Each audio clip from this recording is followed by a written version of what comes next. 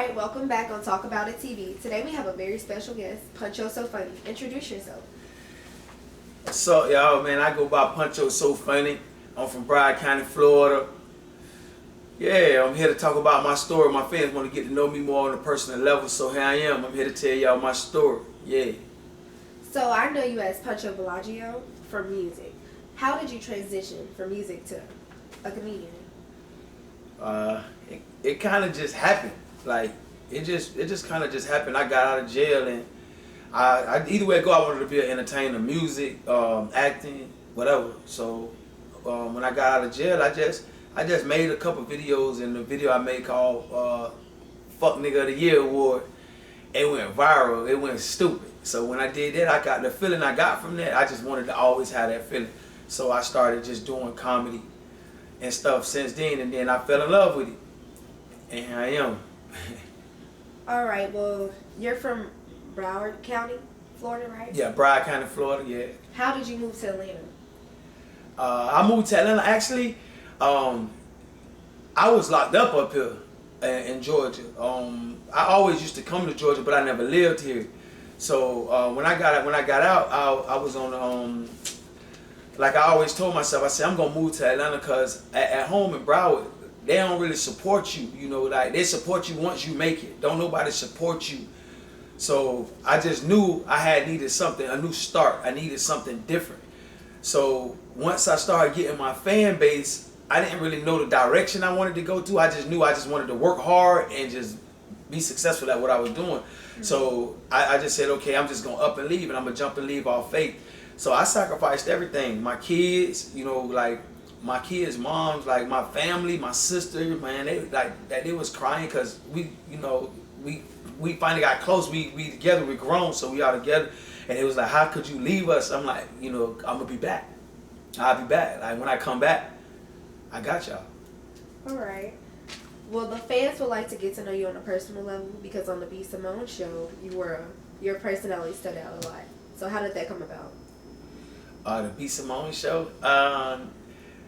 Well, I had audition. Well, Skittles, the lady Skittles, she told me about the audition, and I was like, okay, I'm gonna go. So when I went, I was just me. You know what I mean? Like I ain't know what they expect from them or nothing like that. I just went and I was me, and I lit it up. I lit the room up, man. They loved it. They loved me, man. So the audition that night, they let me know like, hey, you on? You know what I'm saying? I was like, yeah. And then I went to jail that same night. I went to jail the same night as the audition. As soon as they told me I was on, I went to jail for suspended license. It was like God was like, you know what I mean? God worked. It's just, I don't know. It was crazy. That is crazy. Were you really looking for love though? Hell no. Hell no. I wasn't looking for no love. Be Simone cool, but I don't like her like that. You know what I'm saying? She cool, but I won't date her. Like we two totally different people. Like she cool as a homegirl. Like that's why I just was kicking my shit on the show. You know what I'm saying? I was doing me. I ain't give a fuck. So on the Be Simone Show, was that really your personality? Yeah, hell yeah. That was me. That was a chance. I was so like I benefited so much from the show because I got a chance to be who I was. Like fuck the love, fuck everything else. You know what I mean? The whatever they call the cloud or whatever. Fuck all that. Like I got a chance to show the world who I am. You know what I'm saying? And it's working. Like they actually get a chance to see my personality, to see how I carry myself, and it was a big boost. It was a real big boost. Well, can I ask you a question? Yeah. Well, I see a lot of people in your comments always asking you, why do you smile a lot?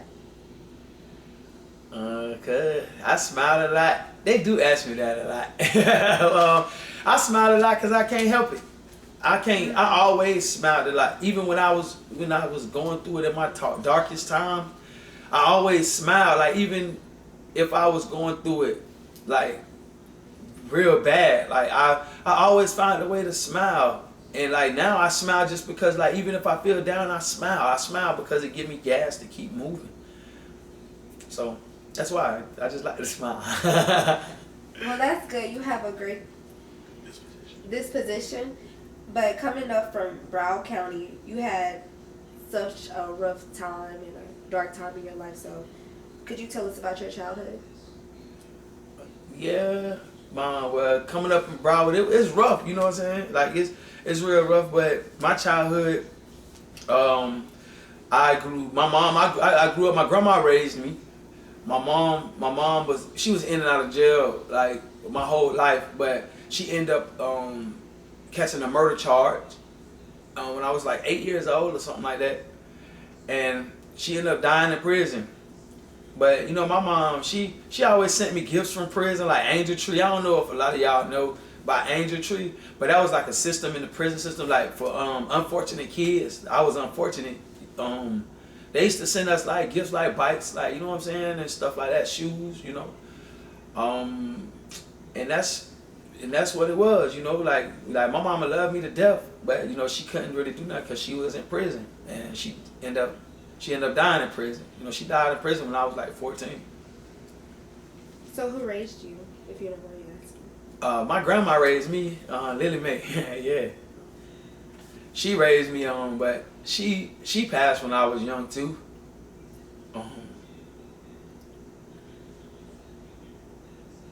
Yeah.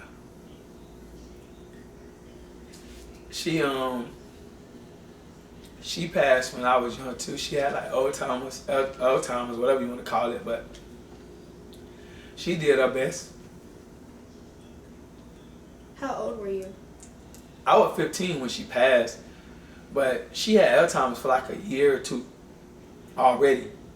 So, you know, like I was on my own since I probably was 14. Like 14. I had a car.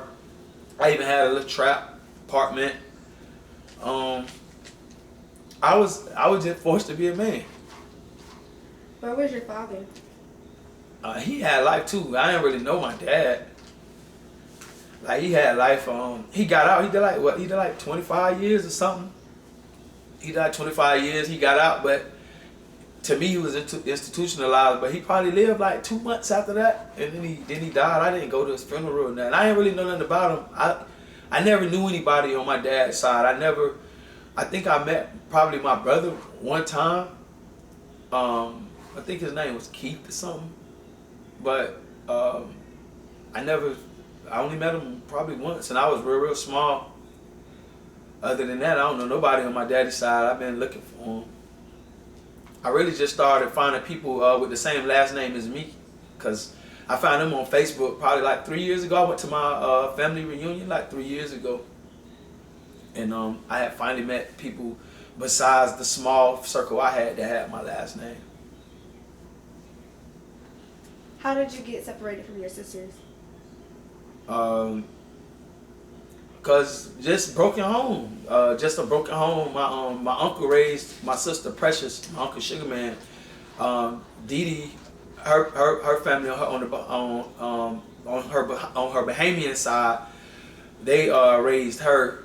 My sister Shambi, we grew up in the same house, but you know my sister, she's older. She's like 40 something, so she's older. She was like a mom figure to me too, but she taught me everything in the streets, like how to survive in the streets, she taught me how to do everything, how to cook dope, how to bag it up, how to sell it, like how to bag up weed, how to clean my shoes, how to dress. She taught me everything, but they separated us. When my mom died, they tricked my sister. They tricked Dee Dee to the Bahamas. She was young too. She was like, she was probably, was she 15? I don't know. I want to say younger. I want to say younger. Like, I really don't remember, but I want to say younger. But they told her she was going to a funeral in Bahamas. And she'll be back. I think she was younger than that. Yeah, they told her she was going to go to a funeral in the Bahamas and she'll be back. And they ain't never let her back. She ain't come back till she was grown. Like, they tricked her over there. We couldn't do nothing about it. My oldest sister tried to fight for her, but it ain't work. How many sisters do you have? Three. I'm the baby. My sister Precious, she grew up in Fort Lauderdale in Parkway with my uncle Sugarman. I used to go see her sometimes, but I was so bad. I was so bad to where the lady she called her mom, Mary, she I love her, but she used to say I couldn't come over there no more and stuff because I was bad. Yeah. So were you going through depression at the time? Not just the time of that. Shit, I was going through depression all the time, just the way I lived. Like, I ain't grow up. I never seen all my uncles at one time, and they all like it's two. I have two uncles left. I be saying one, but two. I have two left. One, he's in prison for a while. The other one, my uncle Randy, he was in prison for like almost 30 years or something like that. But he doing good now. He's trying, but I used to fall into depression a lot. And I used to use a lot of drugs like ecstasy and Molly. Like I used to abuse that ecstasy, Molly, and liquor. Like I used to get on that heavy. I used to chew ecstasy, like just chew it up and just be high for days and days. And then I just realized that it just like it ain't help because once I come down off that high, it's the same thing. You know what I mean? And it's back to the same reality. So I still fight depression to this day. Like it ain't just from that. It's like. Then I've been through a lot, and I know it. I just don't show it, or I don't want nobody to feel sorry for me. You know what I'm saying? So it really made me who I am today. I use it as my strength. Yeah. Well, I see you doing good now, and I see that you've been through a lot in life. So when did you realize you were at the lowest point in your life? My lowest point, when I was homeless. Like I went from having a lot of money, like in the street era of money. To being homeless, to not having nothing. Got my cars that I bought, got everything took from me. At this time, I even felt like my family turned their back on me. I felt like my sisters turned their back on me. I felt like everybody turned their back on me, and I just couldn't get it together because every day I wake up for morning, I drink. I pop a Molly or ecstasy early in the morning. And for like a while, that was the way I was going. Like, just wake up, get high, and I actually went to jail, and that it's crazy, but jail saved me. Jail helped me, man. I went to jail and I put in the box. I was in the box for like 90 days, and shit, I found myself. I was like, I can't do this. I don't want to. I want to break the curse. I want to do something with myself. I want to be there for my kids. I want to help my sisters because I know their story. I know their story better than anybody. So, yeah. It helped me out a lot. Jail. Well, I see the outfit that you have on today. What made you convert to the Islam culture? What made me convert to Islam? I grew up in Christianity. My grandma, she was a Christian. My sisters, everybody was Christian. And the crazy part is, I was already looking into becoming a Muslim. I just didn't know, I didn't understand. I didn't know anything about it. So I used to do my own research or whatever. So when I got locked up, I used to see the brothers get together and pray. They used to get together and do salat. And when they, I went down there and I talked to one of the brothers, and he was like, just watch and see. And then when I watched him, I see, and I started really studying it. And then he was like, when you're ready, you can take your shahada. And once I really found peace, I found peace in Allah.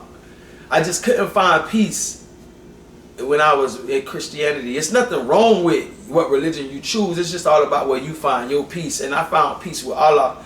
And once I found peace with Allah, I found peace within everything. So it's like, it just turned me around. Like, it just changed my whole life. So, all praise to the Most High, and all praise to, whatever religion that's out there, because it's all the same. As long as you believe in God, you believe in God. And once I crossed over, like, really, I got my life back. In my opinion, because I was facing 17 years, everything, man, and shoot, I walked in that courthouse and walked out. So when did you change to that culture? In jail or? In jail, I was in Savannah, Georgia. I was locked up in the county jail in Savannah, Georgia. the brother, I can't even think of the brother's name, but he gave me my shahada. He taught me my prayers, taught me everything, and that's what it is. Yeah. So could you tell us more about your kids? I got little girls. Man. Tiani, Imani, and Ashaya. I love them to death. I got daddy's girl, Tiani, that's my baby. Shia, my baby. Mine, my baby. You know what I'm saying? I gotta be there for them, like my daddy wasn't there for me. I gotta let them know that I'm there. They understand what I'm doing because I'm chasing my dream. They don't really understand the chasing the dream part yet, but they'll understand at the end of the day. They'll be able to say my daddy worked hard for me. Like my daddy was there. My daddy, like I'm gonna show them everything. I'm their best friend. I'm everything. Now that we all know your background, what is in store for the future? In store for the future, I just got an email yesterday about Mr. You Got Me Fucked Up. That's a character that I got with the baby pot over the face with the up tempo attitude. You got me fucked up. Yeah, I got a role in a movie. It's a small role, but it's a big role to me. I'm playing somebody crazy cousin, and they found me off Instagram. So that's dope. Like they found me off Instagram, and they're gonna be in Amazon. They already done released movies. They got over 100 million streams. Shout out to them. I can't speak too much on it yet, but y'all, let's see. Do you have any movies upcoming this year? Yeah, I'm a Santa Claus. I'm the Black Santa Claus in Trapping for Christmas. They're gonna release that this year, and like I just said, I'm gonna be the crazy cousin. Mr. You Got Me Fucked Up. I'm gonna be the crazy cousin. That's gonna be released in the end of this year. We shooting some mini films, independent films. We shooting many independent films. I don't know. I'm working on right now. We're trying to see if I could get my own dating show, like a spinoff from the Be Simone Show, and I have a tour. Y'all look for my tour, man. The Energy Tour. I'm going all over. Y'all look for the Energy Tour, because I'm gonna be all over with the Energy Tour, man. It's gonna be it's a comedy show. I'm gonna call it comedy / rock star show, because you gonna enjoy yourself. So when I'm in your city, y'all come see me, man. Come get this energy, because when you leave, you're gonna be full of energy. We're gonna call it the Energy Tour, the Energy Bus. Yeah. What other people have you worked with, and were you ever signed to a label? I work with a few people. Like especially doing the skit stuff, but even with the music, like Brisk, like Briscoe, Ramo. Like people I work with some local people out the hood, but I was signed to a label, Deep Side Entertainment. I was signed to Deep Side Entertainment. That's the first time I thought I was gonna actually make it somewhere, make it big. We was hot, man. We was the first hottest group in Broward County. Well, we the first hottest label because I wasn't in the group. I just wrote a lot of hooks and put a lot of songs together for them. But that's the first time I learned a lot from being on that label, though. Good and bad, because I thought I was gonna be on with that label. I wrote a lot of songs for them, but then they didn't put my name on the album when they put it in the store. I sat there. I was up 5 days, writing hooks with Jit the Raw, putting songs together, and they didn't put my name on the album. It was a lot of stuff with that. It was supposed to be my time to take off, and then everything went left. So I learned a lot from that too, to just keep going, keep grinding, and do your thing. And after that, I just said I'd never sign to nobody else, because I still was promoting my own self. I still put my own money behind myself. Nobody ever sponsored me or nothing like that. I always sponsored myself. So I learned a lot from that Deep Side experience. Yeah. So what would you tell any other young man who is from the hood and trying to chase their dreams?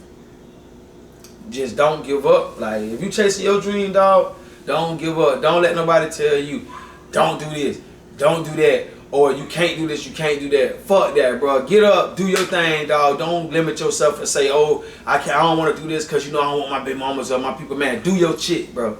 And if you're a female, do your shit. Like, do what you got to do, because they going to talk about you at first. They going to talk about you bad. But once you get where you want to go, they going to love you. They going to support you. They going to be there. Like, they going to act like they never was not there. So fuck them. Do you, bro. Like, keep going, bro. Tell your story. All right, well, there you have it. Thank you for coming on our all right, there you have it. Thank you for coming on our show to tell your story. We got to know you a little bit more better. You got personal. You told us a lot of stuff that you never opened up to people about. So tell the people how to follow you. Y'all can follow me on Puncho So Funny. That's my Instagram. Puncho Villagio. That's my Facebook. PUNCHOVILLASHIO. That's my Facebook. And it's Puncho So Funny all together on Instagram. And my YouTube is Puncho So Funny. That's my YouTube. Y'all can follow me there, man. Hey, I'm looking to come to y'all city with the energy tour, man. I just told y'all about me. I love to get to know y'all. So y'all come to the shows when I'm in y'all city. I'm out.